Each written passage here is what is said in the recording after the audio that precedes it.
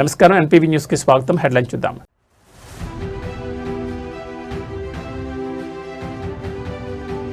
కోనూరు ఘాట్ రోడ్లో ఘోర ప్రమాదం. 100 అడుగుల లోయలో పడ్డ పర్యాటకుల బస్సు.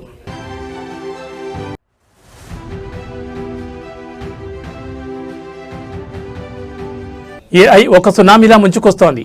రేవంత్ రెడ్డి కీలక వ్యాఖ్యలు.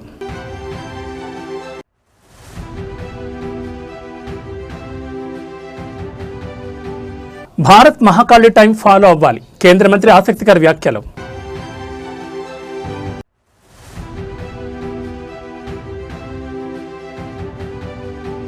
హైదరాబాద్లో 7,000 కోట్లకు భూకుంభకోణం. ప్రభుత్వంపై హరీష్ రావు సంచలన ఆరోపణలు.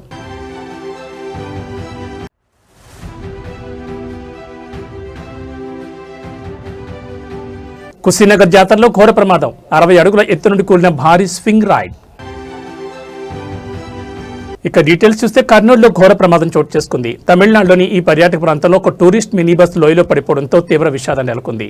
వివరాల్లోకి వెళ్తే నమ్మక్కల్ నుండి ప్రయాణం ప్రారంభించిన పర్యాటకుల మినీ బస్ కోనూరు ఘాట్ రోడ్లలో వెళ్తుండగా నియంత్రణ కోల్పోయి దాదాపు 100 అడుగుల లోతైన లోయలోకి దూసుకెళ్లింది. ఈ ప్రమాదంలో 12 మందికి పైగా ప్రయాణికులు తీవ్రంగా గాయపడినట్లు సమాచారం. ఈ ఘటనతో అక్కడ ఒక్కసారిగా ఆందోళనకర పరిస్థితులు నెలకొన్నాయి. ప్రమాదం జరిగిన వెంటనే స్థానికులు, పోలీసులు, అగ్నిమాపక సిబ్బంది సంఘటనా స్థలాన్ని చేరుకుని సహాయక చర్యలు చేపట్టారు. గాయపడిన వారిని అత్యవసరంగా సమీప ఆసుపత్రులకు తరలిస్తున్నారు. ప్రత్యక్ష సాక్షుల ప్రకారం ఈ ప్రాంతం చాలా ప్రమాదకరమైన ఘాట్ రోడ్డుతో ఉండడంతో డ్రైవర్ వాహనంపై నియంత్రణ కోల్పోయినట్లు అనుమానం వ్యక్తమవుతోంది. మరోవైపు వాహనం వేగం ఎక్కువగా ఉండడం కూడా ప్రమాదానికి కారణం ఉండొచ్చని అధికారులు చెబుతున్నారు. ఇప్పటికీ రక్షణ చర్యలు కొనసాగుతున్నాయి. లోయలో పడిపోయిన బస్సును బయటకు తీయడానికి ప్రత్యేక యంత్రాంగాన్ని వినియోగిస్తున్నారు. గాయపడిన వారి పరిస్థితిపై వైద్యులు నిరంతరం పర్యవేక్షణ కొనసాగిస్తున్నారు. కొంతమంది పరిస్థితి విషమంగా ఉన్నట్టు సమాచారం. ఈ ఘటనపై తమిళనాడు పోలీసులు కేసు నమోదు చేసుకుని దర్యాప్తును ప్రారంభించారు. ప్రమాదానికి గల అసలు కారణాలు ఏమిటన్న దానిపై విచారణ కొనసాగుతోంది. ఇలాంటి ఘాట్ రోడ్లలో ప్రయాణించే సమయంలో డ్రైవర్లు మరింత జాగ్రత్తగా ఉండాలని అధికారులు సూచిస్తున్నారు.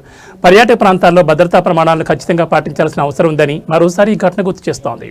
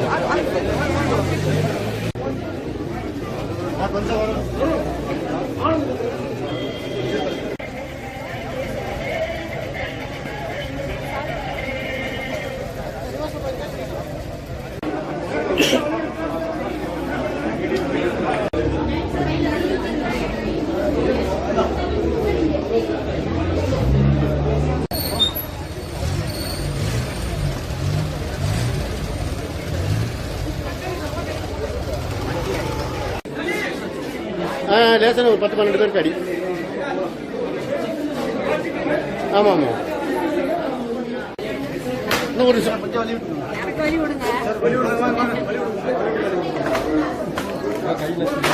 பார்த்து கையை நசிக்கிறார். கொஞ்சம் வழி விடுங்க சார். சார் இப்படியா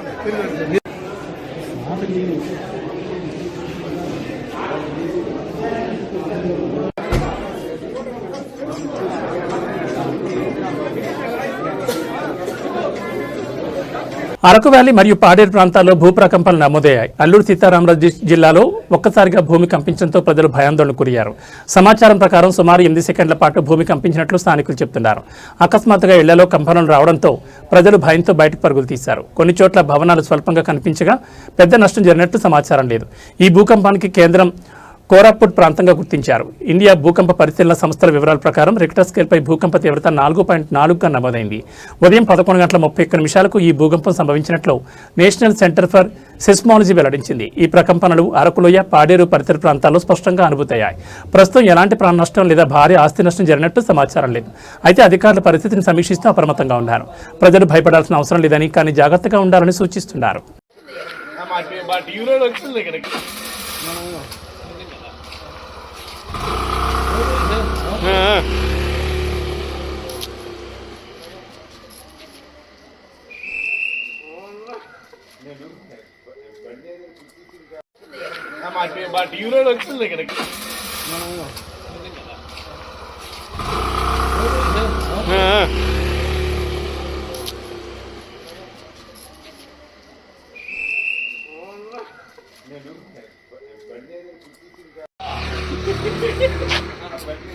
కదా గట్టికి పుట్టాడు కదా ఏటైందని వచ్చాను కాలు కూడా వలిసి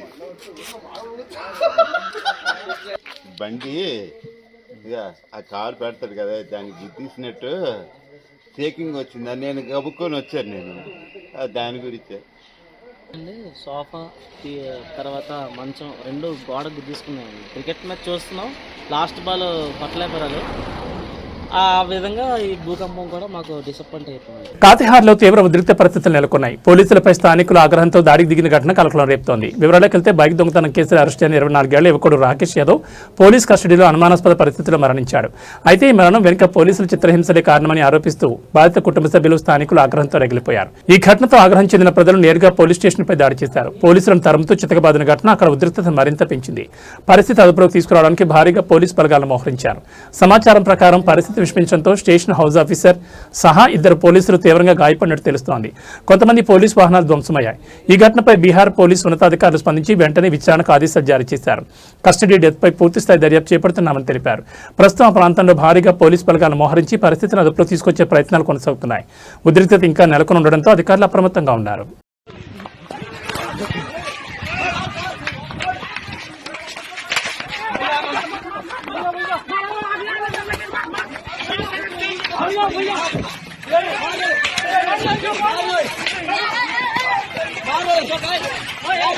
ఆర్టిఫిషియల్ ఇంటెలిజెన్స్ అంటే ఏఐ ప్రపంచాన్ని వేగంగా మార్చేస్తున్న సాంకేతిక విప్లవం. అయితే ఈ విప్లవం ఒక పెద్ద ముప్పుగా మారే అవకాశం ఉందని హెచ్చరిస్తున్నారు యనుమల రేవంత్ రెడ్డి. ఏఐ ఒక సునామీలా ముంచుకొస్తుందంటూ ఆయన కీలక వ్యాఖ్యలు చేశారు. ఈ నేపథ్యంలో ఆర్టిఫిషియల్ ఇంటెలిజెన్స్ ప్రభావాన్ని సమర్థంగా ఎదుర్కొనేందుకు ముందుగానే ప్రత్యామ్నాయ మార్గాలపై ఆలోచన చేయాల్సిన అవసరం ఉందని స్పష్టం చేశారు. ప్రపంచవ్యాప్తంగా ఏఐ వినియోగం వేగంగా పెరుగుతోంది. ఉద్యోగాలు, వ్యాపారాలు, విద్య, వైద్య రంగాలు ప్రతి రంగంలోనూ ఏఐ ప్రభావం స్పష్టంగా కనిపిస్తోంది. అయితే ఇదే వేగం భవిష్యత్తులో పెద్ద సవాళ్లను తీసుకురావచ్చని నిపుణులు కూడా హెచ్చరిస్తున్నారు. ఈ నేపథ్యంలో ముఖ్యమంత్రి రేవంత్ రెడ్డి చేసిన వ్యాఖ్యలు ఇప్పుడు చర్చనీయాంశంగా మారాయి. ఏఐ వల్ల ఉద్యోగ అవకాశాలపై ప్రభావం పడే అవకాశం ఉందని, సాంకేతిక మార్పులకు అనుగుణంగా నైపుణ్యాలను పెంపొందించుకోవాల్సిన అవసరం ఉందని ఆయన సూచించారు. అంతేకాకుండా ప్రభుత్వాలు, విద్యాసంస్థలు, పరిశ్రమలు కలిసి పనిచేస్తేనే ఏఐ సవాళ్లను ఎదుర్కోగలమని అభిప్రాయపడ్డారు. భవిష్యత్తులో టెక్నాలజీతో పాటు మానవ విలువలను కూడా కాపాడుకోవాల్సిన అవసరం ఉందని ఆయన పేర్కొన్నారు. ఈరోజు నాణ్యమైన విద్యను అందించకుండా సాంకేతిక నైపుణ్యాన్ని మన యువతకు నేర్పకపోతే ఈ ఏఐ సునామీలో వీళ్ళు ఏమి ప్రయోజకులు కాని పరిస్థితి వస్తే ఈ దేశం ఎదుర్కోబోయే సమస్య ఎంత తీవ్రమైనదో ఈరోజు వేదిక మీద ఉన్న మనందరం ఆలోచన చేయాలి. అందుకే ఈరోజు రాష్ట్ర ప్రభుత్వం కొన్ని అంశాలలో మాకు భిన్నాభిప్రాయాలు ఉండొచ్చు, కొన్ని అంశాలలో భేదాభిప్రాయాలు ఉండొచ్చు. నాకు తెలిసి విద్యకు వైద్యానికి సంబంధించి కిషన్ రెడ్డి గారు కానీ, రఘునందన్ రావు గారు కానీ, లేకపోతే మా మిత్రులు వేదిక మీద ఉన్న ఎమ్మెల్సీలకు, మా అర్ణమ్మ గారు కానీ మాకెవరికి భిన్నాభిప్రాయాలు లేవు. మా అందరి అభిప్రాయం ఒకటే, నాణ్యమైన విద్యను పేదలకు అందించడం ద్వారా దేశానికి ప్రయోజకులను తయారు చేయాలి. రీసెంట్గా 2024లో మేము ఒక సర్వే చేసినాం, social economic education employment political and caste survey. ఈ రాష్ట్రంలో ఉన్న జనాభా మొత్తాన్ని లెక్కించినాం, కులగణన చేసినాం, విద్య, ఆర్థిక పరిస్థితి, రాజకీయంగా కూడా వాళ్ళు ఎప్పుడైనా లైఫ్లో ఆ కమ్యూనిటీ నుంచి వార్డ్ మెంబర్ అయిందా, సర్పంచ్ అయిందా, లేకపోతే ఆ కమ్యూనిటీస్లలో ఎవరైనా పట్టభద్రుల వరకు చదువుకున్నారా, లేకపోతే ఆ కమ్యూనిటీస్ నుంచి డాక్టర్లు ఇంజనీర్లు ఎవరైనా అయినరా తో సహా 57 ప్రశ్నలతోని socio economic education, employment, political and caste survey చేసినాం. కృష్ణా జిల్లాలో కల్తీ బీర్ల వ్యవహారం కలకలం రేపుతోంది. ఒక వైన్ షాప్లో జరిగిన ఈ ఘటన స్థానికంగా తీవ్ర ఆందోళన దారితీసింది. పామరు నియోజకవర్గంలోని కాజా గ్రామంలో ఉన్న వైన్ షాప్లో వినియోగదారులు ఆశ్చర్యానికి గురయ్యారు. బీర్ బాటిల్లో కంపెనీ చెందినదిగా ఉండగా దానికి ఉన్న మూత మరో కంపెనీదిగా కనిపించడం అనుమానాలకు తావిచ్చింది. అంతేకాకుండా ఒక బీర్ బాటిల్ లోపల ఏదో చనిపోయి తేలుతున్నట్టు కనిపించడంతో మందుబాబులు షాకు గురయ్యారు. వెంటనే వారు షాప్ సిబ్బందిని ప్రశ్నించగా సరైన సమాధానం ఇవ్వకపోవడంతో పరిస్థితి ఉద్రిక్తంగా మారింది. సిబ్బంది నిర్లక్ష్యపూరిత సమాధానంతో వినియోగదారులు మరింత ఆగ్రహానికి గురయ్యారు. ఈ ఘటనతో అక్కడ కొంతసేపు ఉద్రిక్త పరిస్థితులు నెలకొన్నాయి.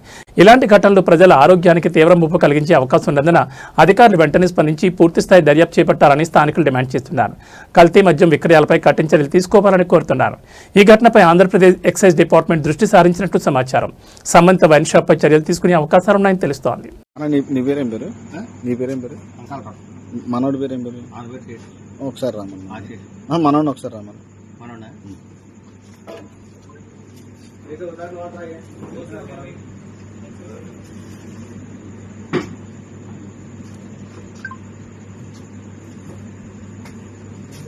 నువ్వేనా ఇచ్చిన బీరు? అప్పుడు డ్యూటీలో ఉన్నది నువ్వేనా? నువ్వేనా? ఎందుకు ఇచ్చావు బీరు? నువ్వు ఎట్టా పెట్టావు బీరు? కాదన్నా, ఇది తెలియట్లేదా? ఎన్ని రోజులు అవుతుందా బీరు? పైన ఉంది మూత. చూడకుండా నువ్వు బీరు దాంట్లో ఎందుకు నువ్వు అది పక్కన పెట్టింది కాదుగా, ఫ్రిడ్జ్ లో పెట్టిందేగా. ఫ్రిడ్జ్ లో ఎందుకు పెట్టావు? ఫ్రిడ్జ్ లో ఎందుకు పెట్టావు అంటున్నా. మాకు ఎందుకు వచ్చిందన్న? తాగి చచ్చిపోతే ఏంటి పరిస్థితి?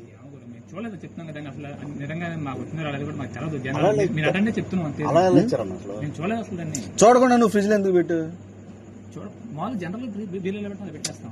ఇది పోయింది, అది షార్టేజ్ కింద లెక్కే. అవును కదా, నువ్వు అది ఎట్టా అమ్మావు? నువ్వు అది ఎట్టా అమ్మావు? మూత కూడా ఏముంది అలా దీంట్లో ఏదో చచ్చిపోయింది చూడు. చూడు కనబడుతుందా నీకు? మరి దీని లైట్, ఫ్లాష్ లైట్. నువ్వు తాగు ఈ బీరు. నువ్వు తాగుతావా? దీంట్లో పోనీ నీకు కనపడదు కదా, దీంట్లో ఏదో చూడు చచ్చిపోయింది, మొత్తం తేలిపోతుంది పైన. చూడకుండా అడ్డించు. మాకు బీర్ కాదన్నా. ఇప్పుడు తర్వాత ఇంకో బీర్ కొనుక్కుని తాగే కానీ అది బాగానే ఉంది. నువ్వు ఎందుకు పెట్టావు అంటున్నా? జనరల్ బీరు కొని పెట్టావు, ఎందుకు అమ్మావు? అదంతా కల్తీ కలిసిపోయి దాంట్లో ఇది ఉంది. చేస్తున్నావు. ఇది కాల్స్బర్గ్ కి కేఎఫ్ మూత ఎందుకు వచ్చింది? మరి చూడకుండా ఎందుకు అమ్మావు? నువ్వు ఫ్రీగా చేయట్లేదు కదా, జీతం తీసుకుంటున్నావుగా. నేను చెప్పింది మీకు అర్థం కావట్లేదు. చూడలేదు కాబట్టి మీ దాకా చూస్తే మీ అసలు ఇవ్వంగా. చూడకుండా ఎట్టా వ్యాపారం చేస్తున్నావు? ఇప్పుడు తాగి చచ్చిపోతే మీ ఓనర్. ఒంగోలులో సంచలనం సృష్టించిన ఘటన ప్రసిద్ధి చెందిన సత్యం టిఫిన్స్ హోటల్ను యజమాని ఎలాంటి ముందస్తు నోటీసు లేకుండా అకస్మాత్తుగా కూల్చివేయడం తీవ్ర వివాదానికి దారితీసింది. గత 10 సంవత్సరాలుగా సత్యనారాయణ అనే వ్యక్తి ఈ హోటల్ను అద్దెకు తీసుకుని నిర్వహిస్తున్నారు. ఈ హోటల్ స్థానికంగా మంచి పేరు సంపాదించుకుని ఎంతో మందికి ఉపాధిని కూడా కల్పించింది. అయితే ఇటీవల లీజ్ గడువు ముగిసిన నేపథ్యంలో ఇరుపక్షాల మధ్య చర్చలు కొనసాగుతున్న సమయంలోనే ఈ అనూహ్య ఘటన చోటు చేసుకుంది. అయితే చట్టపరమైన ప్రక్రియను పాటించకుండా ఎలాంటి ముందస్తు నోటీసు ఇవ్వకుండా యజమాని హోటల్ను బలవంతంగా కూల్చేశారని ఆరోపణలు వినిపిస్తున్నాయి. ఈ ఘటనతో సత్యనారాయణ కుటుంబం తీవ్ర ఆర్థిక నష్టాన్ని ఎదుర్కొంటున్నట్లు సమాచారం. ఈ చర్యపై స్థానికులు తీవ్ర ఆగ్రహం వ్యక్తం చేస్తున్నారు. ఒక వ్యక్తి 10 ఏళ్లుగా నడిపిస్తున్న వ్యాపారాన్ని ఒక్కసారిగా ఇలా కూల్చివేయడం అన్యాయం అంటూ వారు ఆవేదన వ్యక్తం చేస్తున్నారు. చిన్న వ్యాపారుల హక్కులు ఎక్కడా అనే ప్రశ్నలు లేవనెత్తుతున్నారు. ఇక ఈ ఘటనపై మానవ హక్కుల కోణంలో కూడా పెద్ద చర్చ జరుగుతోంది. ఈ విషయాన్ని నేషనల్ హ్యూమన్ రైట్స్ కమిషన్ దృష్టికి తీసుకెళ్లాలని బాధితులు స్థానికులు కోరుతున్నారు. చట్టపరంగా చూస్తే లీజ్ గడువు ముగిసినా అద్దెదారుని ఖాళీ చేయించడానికి నిర్దిష్ట విధానాలు పాటించాలి. ముందస్తు నోటీసు ఇవ్వడం, చట్టపరమైన అనుమతులు తీసుకోవడం వంటి చర్యలు తప్పనిసరి. కానీ ఈ ఘటనలో అవి పాటించలేదని ఆరోపణలున్నాయి. ప్రస్తుతం ఈ ఘటనపై అధికారుల స్పందన కోసం అందరూ ఎదురుచూస్తున్నారు. బాధితుడికి న్యాయం జరుగుతుందా, బాధ్యులపై చర్యలు తీసుకుంటారన్నది చూడాల్సి ఉంది.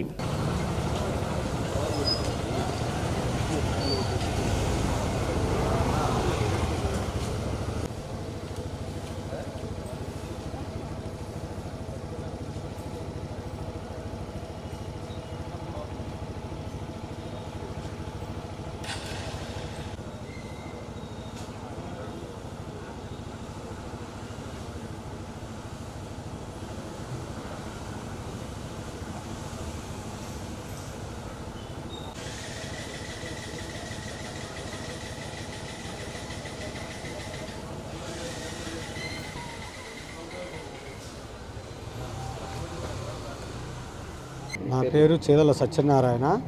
మాది సత్యం హోటల్ అంటారు, లాయరిపేట, సాయిబాబా గుడి పక్క సందు, మహాలక్ష్మి టవర్ ఆపోజిట్. మేము దాదాపు 10 సంవత్సరాల నుంచి ఇక్కడ హోటల్ రన్ చేస్తున్నాము. మాది 35 సంవత్సరాల నుంచి వ్యవస్థ మాది. 10 సంవత్సరాల నుంచి ఈ స్థలంలో మేము చేస్తున్నాము. అది ఇప్పుడు టైం అయిపోయింది అని చెప్పి ఓనర్ గారు వచ్చి ఖాళీ చేయమని అడిగాడు. 1 నెల రోజులు టైం ఇవ్వమన్నాను. సరే ఇస్తానని చెప్పని ఆ రోజు నైట్ 9ంటికి చెప్పాడు. తర్వాత వచ్చేలేకి నా దగ్గర బాగానే మాట్లాడి చేసి ఉన్నట్టుండి బొక్కలేని తీసుకొచ్చి 4 వ్యక్తులను తీసుకొచ్చి పడగొట్టాడు. మా జీవనాధారం ఇదేను. నా గుమస్తాలు 15 మంది దాకా నా దగ్గర వర్క్ చేస్తున్నారు. నువ్వు శెట్టి గారి కులంలో పుట్టి మీది కూడా మేము ఖాళీ చేయకపోతే మేము ఎందుకు బతుకు, మాది వేస్ట్ కదా అని చెప్పని మాట్లాడాడు. ఆరి వయసులు అంటే అంత తేలికైపోయింది వాడికి. వాడు ఇష్టం వచ్చినట్టు మాట్లాడాడు. అదేమంటే నీకు ఇప్పుడు పొక్కలేని కింద పెడతాను ఆపమని చెప్పని అడిగితే అన్నాడు. నువ్వేమి చేయలేవు, నన్ను నేను మొత్తం అన్నీ మాట్లాడుకొని వచ్చాను, అన్నీ చేటాలని చెప్పని మాట్లాడుతున్నాడు. నువ్వేమి చేయలేవని చెప్పని మాట్లాడుతున్నాడు. అలానే అతను మా సైట్ ఓనర్ పేరు రేఖా వీరయ్య. వాడి పక్కన వాడు రౌడీ షేటర్ అంట కోటి, మన చేమకుర్తి పాడి మీద పాలెం దగ్గర పెట్రోల్ బంకు. వాడు నోటికి వచ్చినట్టు నా పేరు నాగమణి. మేము ఇక్కడ 10 సంవత్సరాల నుంచి చేస్తున్నాం సార్. మాకు జీవనోపాధి ఆయన చెట్టెళ్ళి ఆయన ఉన్నాడు, నీడెళ్ళే మేము ఉన్నాం సార్. వాళ్ళు రాత్రికి రాత్రి అట్ట చేశారు. మేము ఎలా బతకాలి? మేము ఆయన దగ్గరికి వచ్చి పని చేసుకుంటున్నాం సార్. మేము ఉదయాన్నే పనికాని వచ్చేలోకి ఇట్లా ఉంది సార్. మాకు న్యాయం జరగాలి. మేము బతికేది ఎలాగో మేము జీవనోపాధి ఇక్కడే చేసుకుంటున్నాం సార్. మాకు న్యాయం జరగాలి. దానికి మీరు కూడా కొద్దిగా కోఆపరేట్ చేయాలి సార్. మేము 10 సంవత్సరాల నుంచి చేస్తున్నాం సార్. మాకు ₹1,00,000 ఆయన పెట్టుబడి కూడా పెట్టున్నాడు. మాకు ఆయన బాకీ ఎలా తీరాలి? మేము ఎలా చేయాలి? మేము ఎక్కడికి పోవాలి? అంత కనికరం లేకుండా చేశాడు ఏం సార్ ఆయన చేయకుండా ఇట్లా పెట్టి చెట్టు కింద మమ్మల్ని నిలబెట్టి ఆయన ఇట్లా చేయటం ఇది పద్ధతి కాదు సార్. మేము చాలా మా పిల్లలు కూడా ఈయన చేతి కింద నిలబడి చదువుకొని మేము పెద్దవాళ్ళం అయిన వాళ్ళు ఉండాం సార్. ఆయన అట్లా చేయటం ఇది పద్ధతి కాదు. మేము చాలా ఇదిగా ఉండాం. మా సామాన్ అల్లి ఆడ పడేసాడు. ₹10 లక్షల సరుకుంది సార్ లోన. కనీసం మాకు ఒక 10 నిమిషాల ముందు చెప్పినా మేము అందరం వచ్చి అందరం తలా చేసుకొని మా సామాన్లు మేము పక్కన పెట్టుకొని ఎట్లా మా తిప్పలు మేము పడేవాళ్ళం. ఆయన చేయకుండా ఇట్లా చేయటం అసలు ఏం బాగాలేదు సార్. మాకు చాలా ఇదిగా ఉంది. ఆయన వచ్చి మాకు ఇట్లా ఎందుకు చేశాడో చెప్పాలి. లేదంటే ఆయన కారణం ఏదో నాకు ఇట్లా చేశాడు అంటారు, అందుకని నేను ఈ పని చేశానని ఆయన చెప్పాలా. ఏది లేకుండా ఆయన అక్కడే ఉండి మేము ఇక్కడే ఉంటే మాత్రం అయ్యేది కాదు. అట్లా అయితే మాత్రం బాగుండదు సార్. మాకు ₹10 లక్షల సరుకు నష్టం చేశాడు. మాకు అందరికి పనులు కావాలి. మళ్ళీ మేము ఎక్కడికి పరిగెత్తాలి? ఇప్పుడు ఈ టయాన్ని పోతే ఎవరు పనుల్లో పెట్టుకోరు. మాకు ఎప్పటి నుంచి ఇక్కడే ఉంటున్నాం. మేము పక్కన స్థలం కూడా చూసుకున్నామని చెప్పాం. రైతులకు ఊరట కలిగించే కీలక నిర్ణయం తీసుకున్నారు అధికారులు. రంగనాయక సాగర్ రిజర్వాయర్లోకి నీటి పంపింగ్ ప్రక్రియ ప్రారంభమైంది. ఈ ప్రాజెక్టులో కేవలం 1 టీఎంసీ నీళ్లు మాత్రమే ఉన్నాయని, యాసంగి పంటకు రైతులకు నీటి కొరత తలెత్తే అవకాశం ఉందని ఆందోళనలు వ్యక్తమయ్యాయి. ఈ నేపథ్యంలో అదనంగా మరో 1 టీఎంసీ నీటిని విడుదల చేయాలని ప్రభుత్వాన్ని కోరుతూ మాజీ మంత్రి హరీష్ రావు ఇటీవల లేఖ రాశారు. ఈ అంశంపై స్పందించిన మంత్రి ఉత్తమ్ కుమార్ రెడ్డి అధికారులతో సమీక్ష నిర్వహించి తక్షణ చర్యలు తీసుకోవాలని ఆదేశాలు జారీ చేసినట్లు సమాచారం. దీంతో ఇప్పుడు రంగనాయక సాగర్లోకి నీటి పంపింగ్ ప్రారంభమైంది. ఈ నిర్ణయం వల్ల యాసంగి పంట సాగు చేస్తున్న రైతులకు పెద్ద బోరాట లభించనుంది. ఇంకొన్ని రోజులు ఆలస్యమైతే పంటలు ఎండిపోయే పరిస్థితి ఉండేది. ఇప్పుడు నీరు అందుతుండటంతో ఆశలు మళ్లీ చిగురుస్తున్నాయని రైతులు ఆనందం వ్యక్తం చేస్తున్నారు. ఈ పరిణామంతో హరీష్ రావు చేసిన ప్రయత్నాలు ఫలించినట్లయ్యాయని రాజకీయ వర్గాల్లో చర్చ జరుగుతోంది. రైతుల సమస్యలను గుర్తించి వెంటనే స్పందించడం అవసరమని నిపుణులు కూడా అభిప్రాయపడుతున్నారు.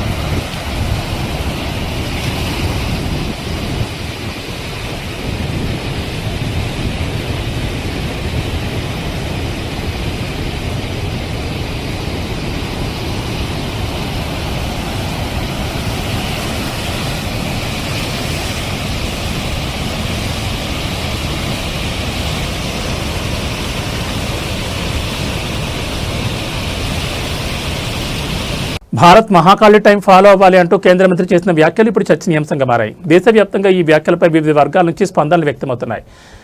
భారతదేశం తన సాంస్కృతిక మూలాలను, ఆధ్యాత్మిక వారసత్వాన్ని మరింతగా ఆచరణలోకి తీసుకురావాల్సిన అవసరం ఉందని కేంద్ర మంత్రి అభిప్రాయపడ్డారు. ఈ సందర్భంలో మహాకాళి టైం అనే భావనను ప్రస్తావిస్తూ భారతీయ జీవన విధానంలో సమయానికి ఉన్న ప్రాముఖ్యతను గుర్తు చేశారు. ఈ వ్యాఖ్యల వెనుక ఉద్దేశం భారతీయ సంప్రదాయాలు, కాలగణన పద్ధతులు, జీవనశైలి ఇవన్నీ ప్రపంచానికి మార్గదర్శకంగా నిలవగలవని ఆయన అభిప్రాయపడ్డారు. ఆధునికతతో పాటు సంప్రదాయాలను కూడా సమన్వయం చేసుకోవాలని సూచించారు. ఈ వ్యాఖ్యలు రాజకీయంగా కూడా చర్చకు దారితీస్తున్నాయి. కొందరు దీన్ని భారతీయ సంస్కృతిని ప్రోత్సహించే ప్రయత్నంగా అభివర్ణిస్తుండగా మరికొందరు మాత్రం స్పష్టత లేకుండా చేసిన వ్యాఖ్యలుగా విమర్శిస్తున్నారు. ప్రస్తుతం ఈ అంశంపై రాజకీయ వర్గాల్లో మేధావుల్లో చర్చ కొనసాగుతోంది. మహాకాళి టైం అంటే ఏమిటి, దాన్ని దేశవ్యాప్తంగా ఎలా అమలు చేస్తారు అనే ప్రశ్నలు తలెత్తున్నాయి. मैं मध्य प्रदेश की लोकप्रिय मुख्यमंत्री माननीय मोहन यादव जी को धन्यवाद देता हूं। उन्होंने भारत सरकार के साथ मिलकर एक बहुत समय उपयोगी विषय पे, जिसके ऊपर भारत की सभ्यता की दृष्टि से एक प्रकार से अधिकार है, उसमें बहुत बड़ा परंपरा है। महाकाल हमारी परंपरा की काल गणना की केंद्र बिंदु है। उसके ऊपर एक अंतर्राष्ट्रीय सम्मेलन भारत सरकार के IKS डिवीज़न, शिक्षा विभाग के IKS डिवीज़न और यहाँ की साइंस काउंसिल दोनों मिलके, यानी मध्य प्रदेश शासन और भारत सरकार दोनों मिलके एक अंतर्राष्ट्रीय सम्मेलन आयोजन किया जा रहा है। मूल उद्देश्य है 2047 तक भारत विकसित होना है, तो भारत की वैज्ञानिक ताकत को और बढ़ानी पड़ेगी।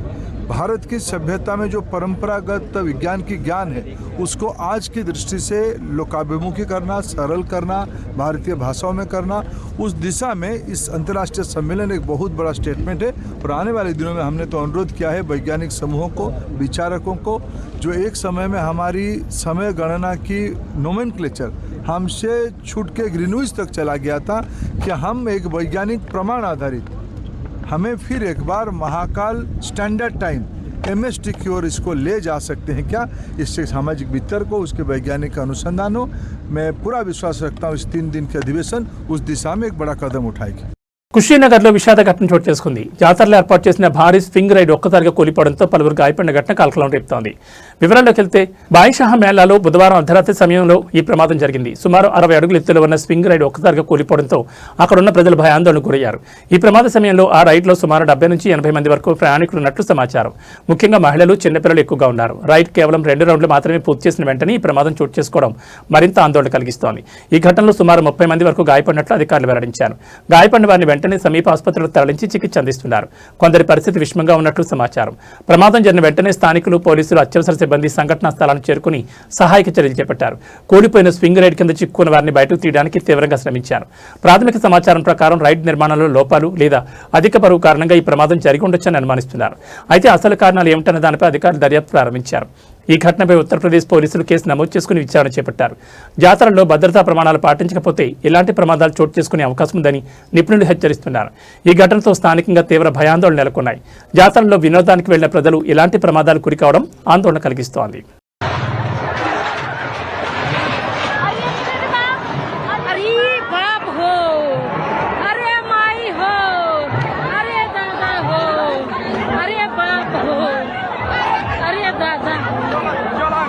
హిమాచల్ ప్రదేశ్లో ఘోర రోడ్డు ప్రమాదం చోటు చేసుకుంది. కుల్లు జిల్లాలోని షోజు సమీపంలో ఒక ట్రావెలర్ వాహనం లోయలో పడిపోవడంతో ప్రాణనష్టం సంభవించింది.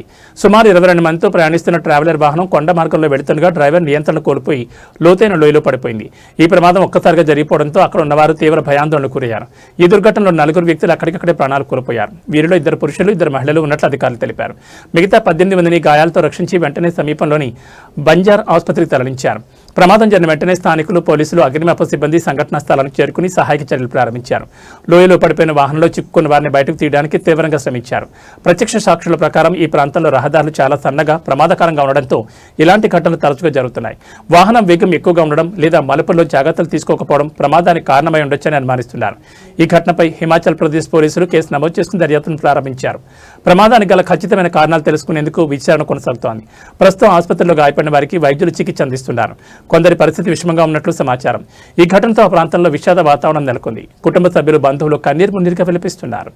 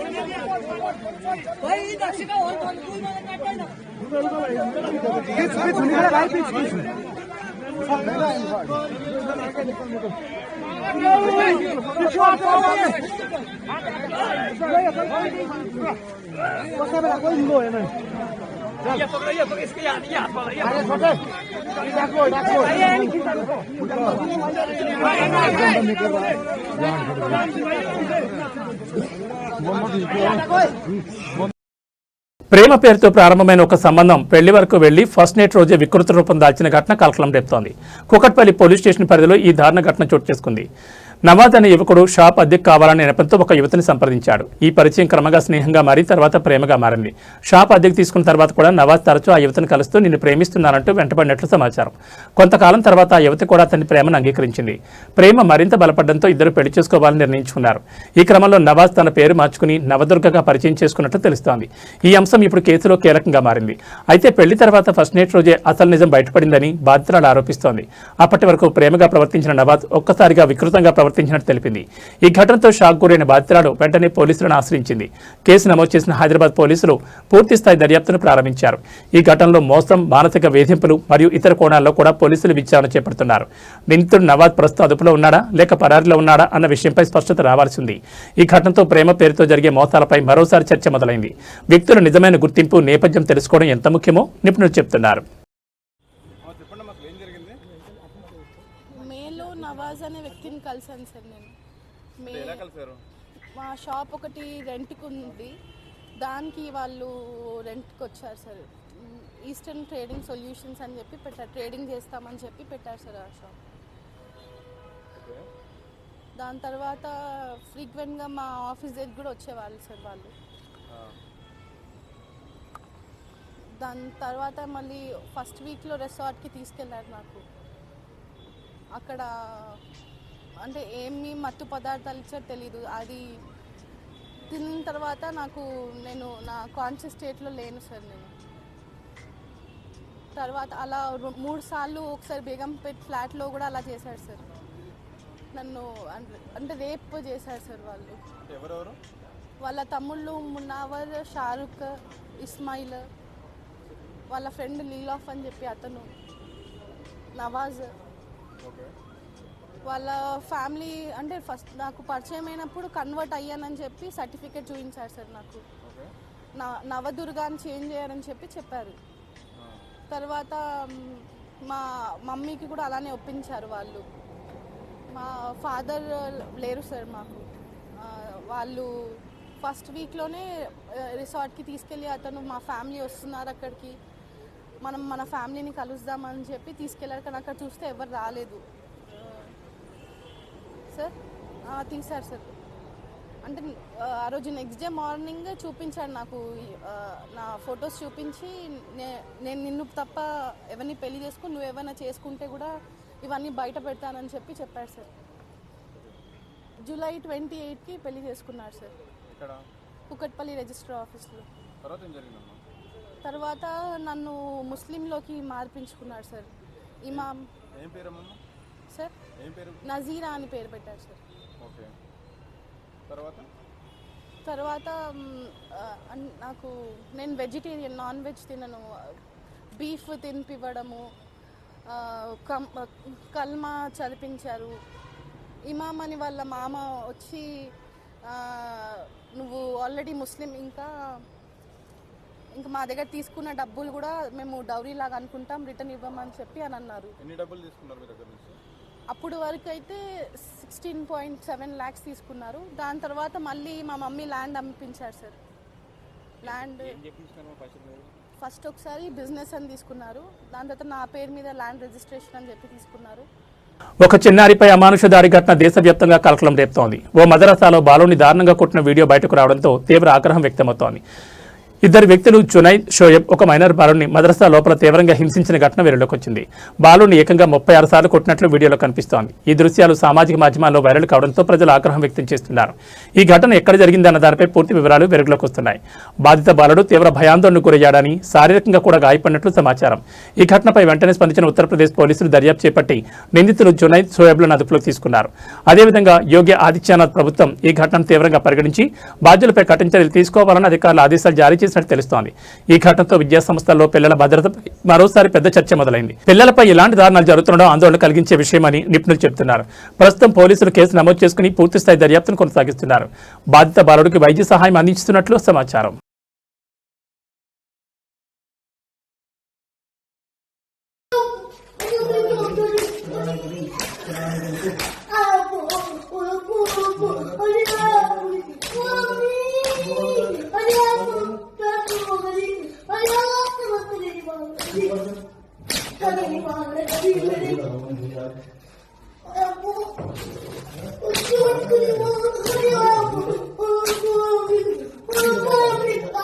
తెలంగాణలో మరో భారీ భూకుంభకోణం జరిగిందంటూ ఆరోపణలు గుప్పించారు మాజీ మంత్రి టి హరీష్ రావు. హైదరాబాద్ నడిబొడ్డున సుమారు 7,000 కోట్ల విలువైన భూములపై స్కామ్ జరుగుతోందని ఆయన ఆరోపించారు. హైదరాబాద్ లోని 374 ఎకరాల భూమిని ప్రభుత్వం కబ్జా చేయడానికి ప్రయత్నిస్తోందని హరీష్ రావు అన్నారు. ఈ భూముల్లో సుమారు 600 మంది పేద రైతులు జీవనం సాగిస్తున్నారని ఆయన పేర్కొన్నారు.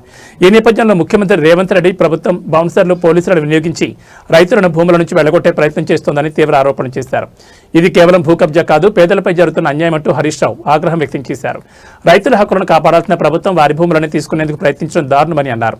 ఈ ఆరోపణలపై అధికార వర్గాల నుంచి ఇంకా పూర్తి స్థాయి స్పందన రావాల్సి ఉంది. అయితే ఈ విషయం ఇప్పుడు తెలంగాణ రాజకీయాల్లో పెద్ద చర్చగా మారింది.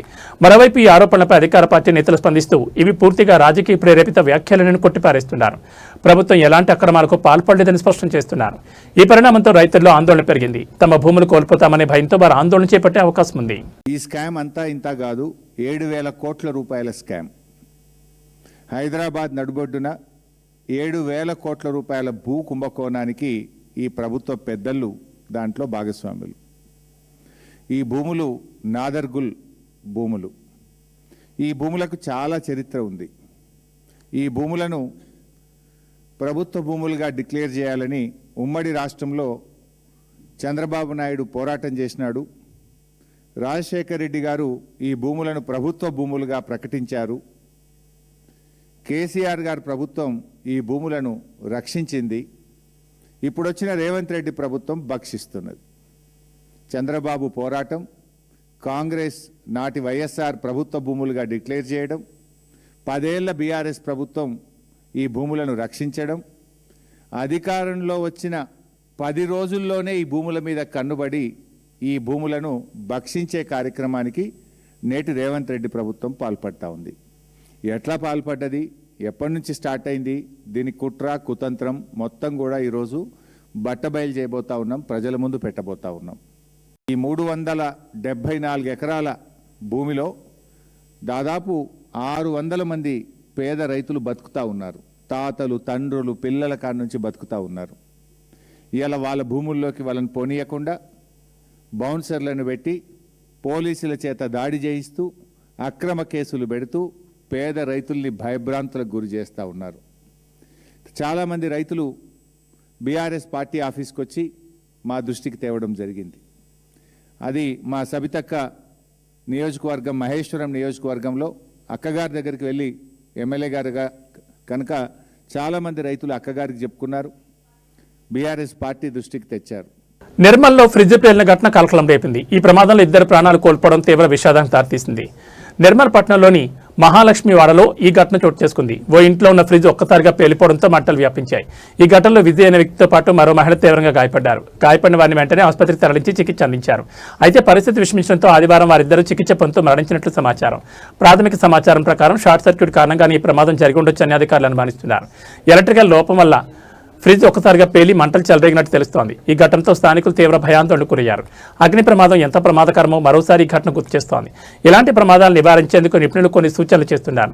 ముఖ్యంగా ఎండాకాలంలో ఫ్రిడ్జ్లను గోడకు అతికించకుండా మెరిక భాగంలో గాలి సరిగా ఆడేలా ఉంచాలని సూచిస్తున్నారు. అలాగే వైరింగ్ను క్రమం తప్పకుండా తనిఖీ చేయడం చాలా అవసరమని చెప్తున్నారు. ఇంటి ఎలక్ట్రానిక్ పరికరాల నిర్వహణలో చిన్న నిర్లక్ష్యమే పెద్ద ప్రమాదాలు దారితీస్తుందని అధికారులు హెచ్చరిస్తున్నారు.